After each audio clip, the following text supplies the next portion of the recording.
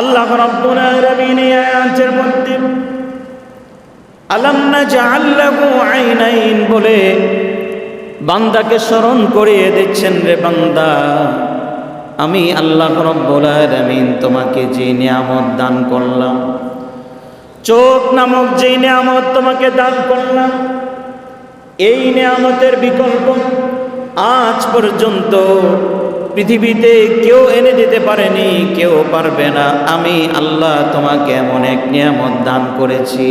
বর্তমান চিকিৎসা বিজ্ঞান বলছে, মেডিকেল সায়েন্স বলছে, দুইটি চোখের মধ্যে আল্লাহ রাব্বুল আলামিন প্রায় 1200 পিক্সেল একটি ক্যামেরার মধ্যে, মেগাপিক্সেল ক্যামেরার মধ্যে যে পরিমাণ শক্তি থাকে, দুইটি চোখের মধ্যে আল্লাহ রাব্বুল আলামিন তার চেয়েও বেশি শক্তি দান করেছেন। সুবহানাল্লাহ।